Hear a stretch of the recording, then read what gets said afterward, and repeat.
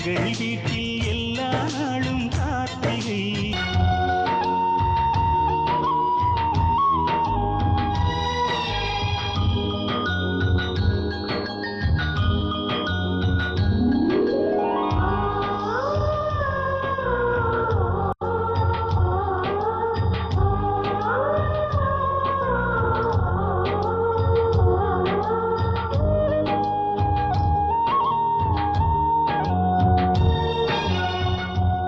இது வீடு இல்ல, விக்ரமன் சார் படம். ஸோ இன்னைக்கு நம்ம பார்க்க போகிறது பிக் பாஸ் சீசன் 7 உடைய டே 79 அண்ட் எபிசோட் 80 ரிவ்யூ தான். அண்ட் நேற்று பிக் பாஸ் ஸ்டோர் ரூம்ல எல்லா பொருட்களையும் அனுப்பும்போது தெரிஞ்சு போச்சு இந்த வாரம் ஃப்ரீ டாஸ்க் தான் அப்படின்னு சொல்லிட்டு அதுக்கேற்ற மாதிரி ஹவுஸ்மேட்ஸுக்கு கொஞ்சம் உறுதியாகவே தெரிவிக்கிறேன் அப்படிங்கிற பேர்ல எல்லாரும் ஃப்ரீஸ் எல்லாரும் ரிலீஸ்ன்னு சொல்லிட்டு வீட்டில் இருக்கக்கூடிய கண்டஸ்டன்ஸுக்குமே இந்த வாரம் ஃப்ரீ டாஸ்க் தான் அப்படிங்கிறத உறுதி பண்ணி விட்டாப்புல. அண்ட் இன்னொரு பக்கம் ஃப்ரீ டாஸ்கா அப்படின்னு சொல்லிட்டு நம்ம அர்ச்சனா உட்காந்து பயங்கரமா அழுக ஆரம்பிச்சிட்டாங்க. பட் இந்த வாட்டி இது வந்து பழைய அழுகை கிடையாது, இது வந்து ஆனந்த கண்ணீர்னு சொல்லுவாங்க இல்லையா, அந்த மாதிரியான ஒரு கண்ணீர். எல்லாரும் ஃப்ரீஸ், எல்லாரும் ரிலீஸ். வா வந்து சாப்பிடு வா. அண்ட் அதுக்கப்புறமா பிக் பாஸ் எல்லாரையும் கூப்பிட்டு சோஃபால உட்கார வச்சு இந்த வாரம் ஃப்ரீ டாஸ்க் அப்படிங்கிறதுனால உங்க வீட்டில் இருக்கிற ஃபேமிலி மெம்பர்ஸ்லாம் வீட்டுக்கு வந்துட்டு போவாங்க அப்படிங்கிற மாதிரி சொன்னாப்புல. இதுல என்ன புதுசா இருக்கு, எல்லா சீசன்லயும் வரதானே அப்படின்னு சொல்லி நம்ம யோசிக்கிறதுக்குள்ளேயே அங்கதான் ஒரு ட்விஸ்ட் வச்சிருக்கேன் அப்படின்னு சொல்லிட்டு இந்த வாரம் முழுக்க உங்க ஃபேமிலி மெம்பர்ஸ் வந்துட்டு இருப்பாங்க. அதாவது ஒருத்தருடைய ஃபேமிலில இருந்து ஒரு தடவை வந்துட்டு போயிட்டாங்கன்னா நெக்ஸ்ட் டைம் வரமாட்டாங்க இல்லையா மற்ற சீசன்ல. பட் இந்த சீசன்ல அப்படி கிடையாதாமா, எல்லா நாளுமே ஒரு ஃபேமிலில இருந்து வேற வேற ஆட்கள் இந்த 5 நாளுமே வந்துகிட்டே இருப்பாங்க அப்படிங்கிற மாதிரி சொன்னாப்புல. இது புதுசா தானே இருக்கு அப்படிங்கிற மாதிரி இருந்துச்சு. இன்றைக்கு ஒருத்தர் வரலாம், நாளைக்கு அதே குடும்பத்திலிருந்து இன்னொரு அங்கத்தினர் வரலாம். இப்படி வாரம் முழுவதும் உங்கள் குடும்பத்தாரோடு நீங்கள் மகிழ்ச்சியாக இருக்க போகிறீர்கள். நம்ம பாக்ஸர் கிருஷ்ணன் நடத்தும் குடும்ப விழா. அண்ட் இதுக்கு முன்னாடி சீசன்ல எல்லாம் ஒரு ஃபேமிலிக்குன்னு ஒரு டைம் கொடுத்து அந்த ஃபேமிலி வெளியே போனதுக்கு அப்புறம் தான் மற்ற ஃபேமிலி உள்ள வருவாங்க இல்லையா. பட் இந்த வாட்டி பதவதன் 11 பேர் இருக்கிறதுனால அந்த மாதிரிலாம் நடத்தணும்னா ரொம்ப கஷ்டமாய் போயிடும் அப்படிங்கிறதுனால எல்லா ஃபேமிலி மெம்பர்ஸும் ஒரே டைம்ல உள்ள வருவாங்க, ஒரே டைம்ல வெளியே போவாங்கன்ற அளவுக்கு பயங்கரமா யோசிச்சிருக்காங்க போல இருக்கு. உன்னுடைய சிந்தனையும் செயலும் அப்படியே என்னை போலவே இருக்கின்றது. அண்ட் இந்த ஃப்ரீ டாஸ்க்ல ஃபர்ஸ்டா உள்ள வந்தது பூர்ணிமாவுடைய அம்மா தான். அண்ட் வழக்கமா பூர்ணிமா எல்லாத்துலயுமே கொஞ்சம் வித்தியாசமாவே இருப்பாங்க இல்லையா, அதை நான் இங்கேயும் காட்டுறேன் பாருங்க அப்படின்னு சொல்லிட்டு வழக்கமா யாராச்சும் பேரண்ட்ஸ் உள்ள வந்தாங்கன்னா அந்த கண்டஸ்டன்ஸ் ஓடி போய் கெட்டி பிடிச்சி கதறி அழுவாங்க இல்லையா. பட் இங்க பூர்ணிமா அவங்க அம்மா பார்த்துட்டு நீ எனக்கு சர்ப்ரைஸ் கொடுக்குறியா, நான் உனக்கு எப்படி சர்ப்ரைஸ் கொடுக்குறேன் பாரு அப்படிங்கிற பேர்ல போய் சோஃபாக்கு பின்னாடி ஒளிஞ்சு அவங்க அம்மாக்கு சர்ப்ரைஸ் கொடுத்துட்டு இருந்தாங்க. அதை பார்க்கும்போது சூப்பர்பா கலக்குற மாதிரி தான் இருந்துச்சு.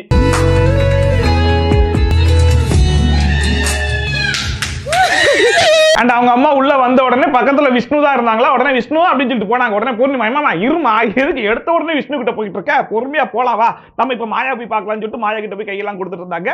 அண்ட் அன்ஃப்ரீஸ் பண்ண உடனே போயிட்டு விஷ்ணு சூப்பர் பா அப்படின்னு சொல்லிட்டு கையும் கொடுத்துட்டாங்க. யாரது ஃப்ரீஸ்ல ஏன் ஐயோ நல்லா கனியாதே பகவானே. அண்ட் அதுக்கப்புறமா தான் பூர்ணிமாக்கு காத்திருந்தது அதிர்ச்சி அப்படிங்கிற மாதிரி நம்ம பூர்ணிமா அம்மா நேரா விசித்ரா மேம் கிட்ட போயிட்டு என் பொண்ணு உங்களுக்கு ஏதாச்சும் ஹர்ட் பண்ணியிருந்தா மன்னிச்சிருக்க அப்படிங்கிற மாதிரி ஒரு சாரி ஒன்று கேட்ட உடனே பூர்ணிமாக்கு என்னது சாரியா, விசித்ரா மேம் கிட்ட சாரி கேட்கிற அளவுக்கு அந்த மாதிரி எதுவுமே பண்ணலையே, நான் எல்லாமே கரெக்டாக தானே பண்ணிட்டு இருக்கேன் அப்படிங்கிற மாதிரி ஒரு ரியாக்ஷன் ஒன்று கொடுத்தாங்க. அங்கேருந்து அப்படியே டிராவல் ஆகி அர்ச்சனா கிட்ட போய் கட்டி பிடிச்சி என் தங்கம் அப்படின்னு சொல்லி கட்டி பிடிச்சோடனே அர்ச்சனாவா என்னடா இது, டீம் ஏல இருக்கிற யாரையுமே கண்டுக்க மாட்டாங்க, டீம் பில இருக்கிற கண்டஸ்டன்டாவே போய் கட்டி பிடிச்சிட்டு இருக்காங்கன்ற அளவுக்கு ஒரு ரியாக்ஷன் கொடுத்துட்டு இருந்தாங்க. வெரி சாரி, ஏதாவது என் பொண்ணை ஹர்ட் பண்ணிட்டு இருந்தா ரொம்ப வெரி சாரிங்க. ஐயோ நான் அண்ட் அதுக்கப்புறமா டீம் எல்லாம் சேர்ந்துட்டு பூர்ணிமா அம்மாவை கூட்டு போய் கார்டன் ஏரியால உட்கார வச்சுக்கிட்டு மாயா ஒரு பிரச்சனை இருக்கு, அந்த பிரச்சனை கிட்ட எப்படியாச்சும் எனக்கு காப்பாத்துக்குன்னு சொல்லிட்டு திரும்பி யாரையோ பார்த்து பேசிட்டு இருந்தாங்க. அண்ட் நம்ம எடிட்டர் வேற அர்ச்சனா மூஞ்சியே காமிச்சிட்டு இருந்தாங்க. அர்ச்சனாவை பத்தி எதுவும் சொன்னாங்களா இல்ல வேற எதுவும் பெர்ஃபார்மன்ஸ் பண்ணாங்களான்னு சொல்லி தெரியல. அண்ட் அதுக்கப்புறமா விஷ்ணு அங்கேருந்து வந்த உடனே ஒரு பயங்கரமான பெர்ஃபார்மன்ஸ் வழக்கம் போல மாயா ஒன்று பண்ணிட்டு இருந்தாங்க. அண்ட் நான் என்ன எதிர்பார்த்தேன்னா விஷ்ணு போயிட்டு பூர்ணிமா கிட்ட உன் ஃபேமிலில இருந்து வருவாங்க, ஒரு மேட்டர் சொல்லுவாங்க, நான் சொல்லணும்னு நினைச்சேன் இல்லையா, அந்த மேட்டர் அவங்க சொல்லுவாங்க, கேட்டுக்கணும் பெர்ஃபார்மன்ஸ் பண்ணார் இல்லையா, அத வந்து பூர்ணிமா அம்மா விஷ்ணு கிட்ட கேட்பாங்க. நானும் கடைசி வரைக்கும் வெயிட் பண்ணி பார்த்தேன். ஆனா கடைசி வரைக்கும் அந்த மேட்டர் என்ன மேட்டர் அப்படிங்கறத கேட்காமலே வெளியே போயிட்டாங்க. அண்ட் அதுக்கப்புறமா இந்த டான்ஸ் மராத்தான்லாம் சூப்பரா இருந்துச்சுப்பான்னு சொல்லிட்டு பூர்ணிமா அம்மா சொன்ன உடனே மணி மேம் இதை பாத்தீங்களா, இந்த ஏழையை பாத்தீங்களா அப்படின்னு சொல்லி சொன்ன உடனே அவங்களே ஆமாப்பா விஷ்ணு பயப்புல என்ன மாதிரி இதெல்லாம் பண்ணிட்டு இருந்தான், கடைசியில நீங்க இப்படி பண்ணி விட்டீங்களேப்பான்னு சொல்லிட்டு பூர்ணிமா அம்மாவே அதை பார்த்து சிரிச்சிருப்பாங்க போல இருக்கு. அதை வச்சு ஒரு கலாய்ச்சி விட்டாங்க. இது நல்லா இருந்ததா? அப்புறம் விஷ்ணு வந்தாரு. அவன் அண்ட் அதுக்கப்புறமா விஷ்ணு எந்த அளவுக்கு தான் கண்ட்ரோல் பண்ணிட்டு இருப்பாப்ல, அவர் மனசுல இருக்கிற விஷயத்தெல்லாம் கிளியர் பண்ணிக்கணும் அப்படிங்கிறதுக்காக இல்ல பூர்ணிமா இப்படியே தான் வீட்டுல இருப்பாங்களா அப்படின்னு சொல்லி கேட்டதுக்கு ஆமாப்பா இப்படியே தான் பாப்பா வீட்டுல இதே கேரக்டர் தான் அப்படிங்கிற மாதிரி சொன்னாங்க. இல்ல இப்படிதான் பேசுவாங்களா அப்படின்னு சொல்லி கேட்டதுக்கு ஆமாமா இப்படியே தான் பேசுவா, இருந்தாலும் இங்க இழுக்கிற அளவுக்குலாம் வீட்டுல இழுக்க மாட்டாப்பா அப்படிங்கிற மாதிரி பூர்ணிமா அம்மாவே வாய்ப்பு கிடைக்கும் போதெல்லாம் பூர்ணிமாவை கலாய்ச்சி விட்டுறாங்க. இப்படிதான் ரொம்ப பேசுவாங்களா? பேசுவேன், ஆனா இவ்வளவு எல்லாம் எடுத்தது இல்ல.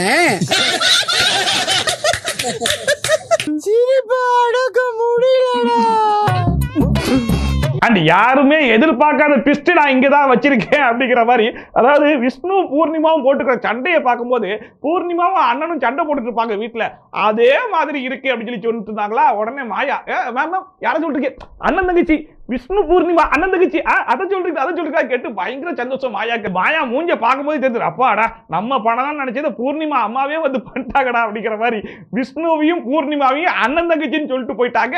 ஆனா இவங்க ரெண்டு பேரும் ரியாக்ஷனை பார்க்கும்போது அண்ணன் தங்கச்சியா நாங்க அப்படியே பழகணும், அப்படியே நீங்க டிவியில பார்த்தீங்கன்ற மாதிரி ஒரு ரியாக்ஷன் கொடுத்துட்டு இருந்தாங்க. ஈவன் பூர்ணிமா கூட இல்ல இவங்க ரெண்டு பேரும் சண்டை போடுறது இதெல்லாம் பார்த்தா இவங்க அண்ணனும் தங்கச்சி, இவங்க அண்ணன் தங்கச்சி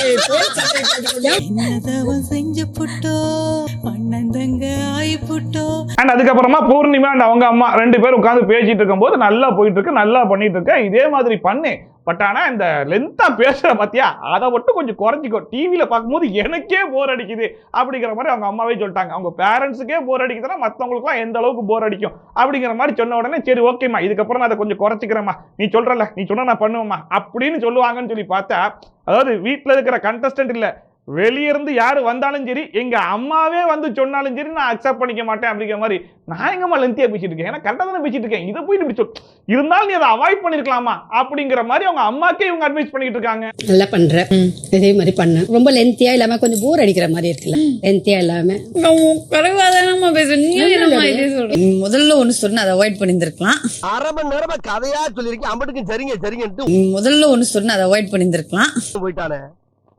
அப்புறமா பிக் பாஸ் எல்லாருமே ஃப்ரீஸ் அப்படின்னு சொல்லி சொன்ன உடனே சரி ஓகே, அதாவது பூர்ணிமா ஃபேமிலியே வெளியே எடுக்க போறாங்க போல அப்படின்னு சொல்லி நினைச்சுக்கிட்டு நம்ம அர்ச்சனா வந்து ஒரு பாட்டு ஒன்று பாடிட்டு இருந்தாங்க. இருமா நீ பாட்டு பாடாத, நானே பாட்டு போட்டு உங்க அப்பா அம்மா உள்ள அனுப்புறேன் அப்படின்னு சொல்லிட்டு அர்ச்சனாவுடைய அப்பா அம்மா ரெண்டு பேருமே உள்ள வந்தாங்க. வழக்கம் போல அர்ச்சனா போயிட்டு பயங்கர எமோஷனலாகி கட்டி பிடிச்சி பயங்கரமா அழுதுட்டுலாம் இருந்தாங்க. அண்ட் உள்ள வந்த உடனே அர்ச்சனாவோட அப்பா மாயாவை பார்த்து Maya I am your big fan அப்படின்னு சொல்லி சொன்னாங்க. அங்கதான் எனக்கு பயங்கர டவுட் ஆகி போச்சு, இவர் உண்மையிலேயே ஷோ பார்த்துட்டு தான் உள்ள வந்தாரா இல்ல வேற எதுவும் ஷோ பார்த்துட்டு உள்ள வந்துட்டாரான்னு தெரியலையே. அர்ச்சனா இந்த வீட்டுக்குள்ள வந்த முதல் வாரத்துல அர்ச்சனாவை போட்டு புள்ளி பண்ணதே இந்த மாயா தான். அப்படிப்பட்ட வில்லி கிட்ட போய் ஒரு ஃபேன் சொல்றாருன்னா நம்ப முடியலையேங்கிற மாதிரி தான் இருந்துச்சு. நாங்க ஃபேன் மாயக்கன்.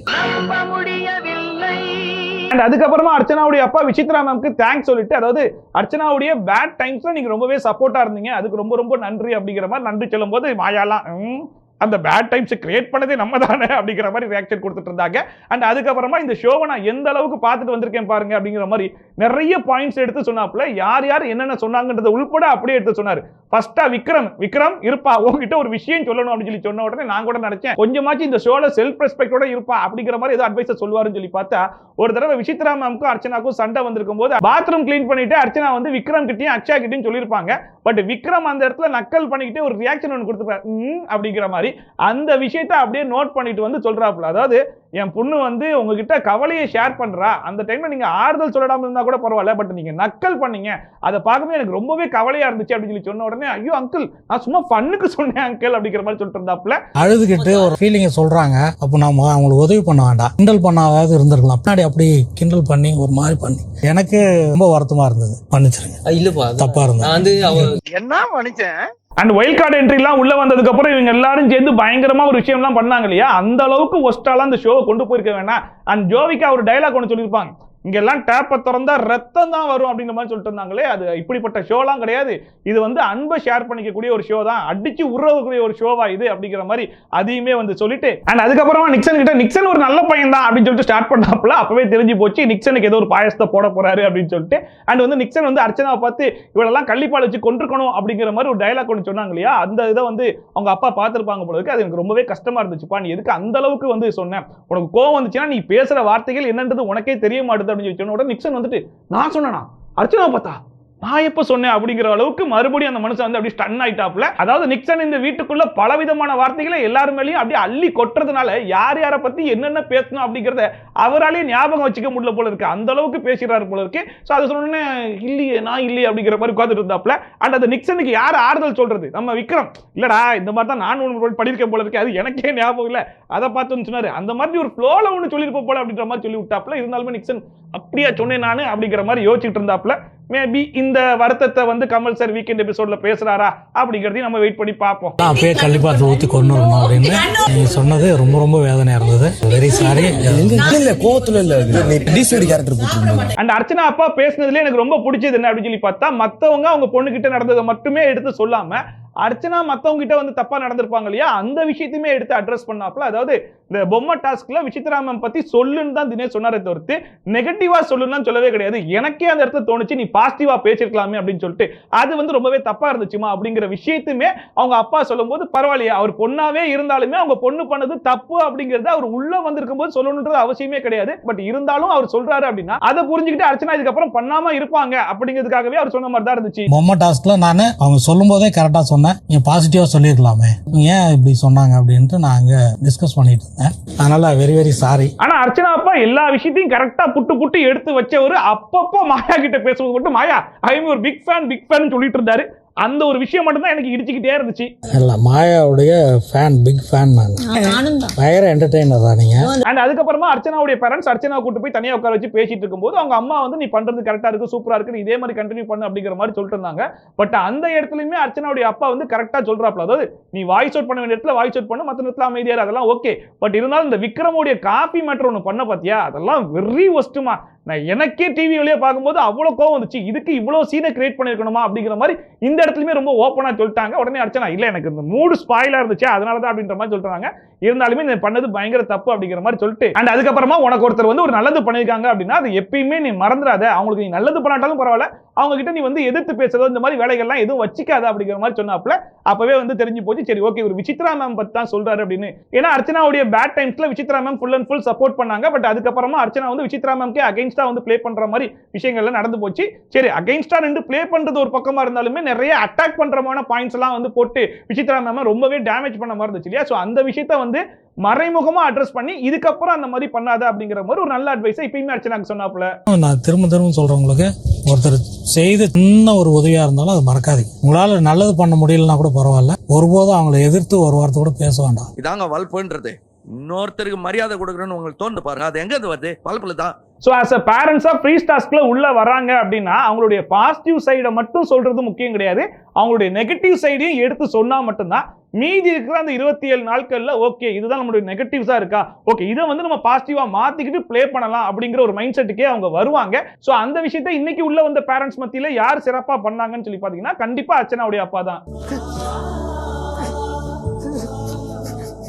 அண்ட் அதுக்கப்புறமா விக்ரமுடைய ஃபேமிலியில இருந்து அவங்க அப்பா அம்மா 2 பேருமே உள்ள வந்தாங்க. அண்ட் வந்த உடனே விக்ரம் போயிட்டு பயங்கரமா கட்டி பிடிச்சி ரொம்ப எமோஷனலா மனுஷன் வந்து அழுக ஆரம்பிச்சிட்டாப்ல. அண்ட் உள்ள பேசிட்டு இருக்கும்போது அவங்க அம்மாவே சொல்றாங்க, அட விட்றா நீ டைட்டில் வின்னர்னு வெளியவே பேர் வாங்கிட்ட அப்படின்னு சொல்லிட்டு. இல்ல அதை அவங்க சீரியஸா எடுத்துக்கிட்டாங்களா இல்ல காமெடியா சொன்னாங்களான்னு எனக்கு இப்ப வரைக்கும் தெரியல. பட் இருந்தாலும் அதை போட்டு உடைச்சாங்க. அது மட்டும் இல்லாம அன்சீன்ல பார்த்தவங்களுக்கு நிறைய பேருக்கு தெரிஞ்சிருக்கும், அதாவது உன்னுடைய ஃபேன்ஸ் தான் உன்னை இவ்வளவு நாள் காப்பாத்திக்கிட்டு இருக்காங்க, நீ ஒரு வாட்டி போயிட்டு என்னுடைய ஃபேன்ஸை நான் ரொம்ப மிஸ் பண்றேன் அப்படிலாம் சொன்ன பாத்தியா, அதை பார்த்துட்டு உன்னுடைய ஃபேன்ஸ் எல்லாரும் உனக்கு பயங்கரமா சப்போர்ட் பண்ணி ஓட் பண்ணி உன்னை இவ்வளவு நாள் கொண்டு வந்திருக்காங்கடா அப்படின்லாம் பேசிட்டு இருந்தாங்க. அதை பார்க்கும்போது இவங்க உண்மையான நம்பிட்டாங்களா இல்ல என்னன்னு தெரியலையே, இல்ல இவனுக்கு கொஞ்சம் பூஸ்டா இருக்கட்டும்ன்றதுக்காக சொல்லிட்டு போறாங்களா அப்படிங்கிறது சத்தியமா தெரியல. அண்ட் அதுக்கப்புறமா விக்ரமுடைய அம்மா விக்ரமை கூட்டு போய் தனியா உட்கார வச்சுட்டு நீங்க வந்து நிறைய பேரை நம்பிக்கிட்டு இருக்க, அவங்க எல்லாம் நம்பாத, ஏன்னா முன்னாடி ஒரு மாதிரி பேசுறாங்க அதுவே உனக்கு பின்னாடி போனதுக்கு அப்புறம் வேற மாதிரி பேசுறாங்க அப்படின்னு சொல்லிட்டு அது யாருமா அப்படின்னு சொல்லி கேட்ட உடனே மாயா, பூர்ணிமா அண்ட் விஷ்ணு இவங்க 3 பேரும் நீ முக்கியமா நம்பவே நம்பாத அப்படிங்கிற மாதிரி சொல்லிட்டு இருந்தாங்க. ஏன்னா இந்த பூர்ணிமா கூட பரவாயில்ல, ஆனா மாயா விக்ரம் முன்னாடி ஒரு பேச்சும் பின்னாடி போகும்போது அவனை பத்தியே எந்த அளவுக்கு கழுவி ஊத்துறாங்க அப்படிங்கிறதெல்லாம் அவங்க அம்மா பார்க்க தானே செஞ்சிருப்பாங்க. அதனால ஒரு நல்ல அட்வைஸை எடுத்து சொல்லியிருக்காங்க. இதுக்கப்புறமாச்சு அந்த மனுஷன் புரிஞ்சுக்கிட்டு மாயாவுக்கு சொம்பு அடிக்கிறதையும் கூஜா தூக்குறதையும் நிப்பாடிட்டு அவருக்கான கேமை மீதி இருக்குது 4 நாளா அதுக்கப்புறம் தாங்காது. அந்த 4 நாள் விளையாடிட்டு வெளியே போனார்னா ஓகேப்பா, கடைசியா போறதுக்கு முன்னாடி அவங்க அம்மா பேச்சை கேட்டு 4 நாளைக்கு உருப்படியான ஒரு கேமை விளையாடி இருக்காரு அப்படிங்கிற பேராட்சி கிடைக்கும். பட் அதையும் மீறி எங்க அம்மாவே சொன்னாலும் நான் மாயாவுடைய பிளாக் கேட்டா தான் செயல்படுவேன் அப்படிங்கிற மாதிரி பெர்ஃபார்மன்ஸ் பண்ணிட்டு இருந்தாருன்னா கடைசி வரைக்கும் மிச்சர் தான் அப்படிங்கிற பேர் தான் கிடைக்கும். யாரையும் நம்ப வேண்டாம், சரியா? யாரையும் நம்ப வேண்டாம். நல்லா பேசுறாங்க, சப்போர்ட்டா பேசுறாங்க, பின்னாடி வேற மாதிரி பேசுறாங்க. மாயா, பூர்ணிமா, விஷ்ணு.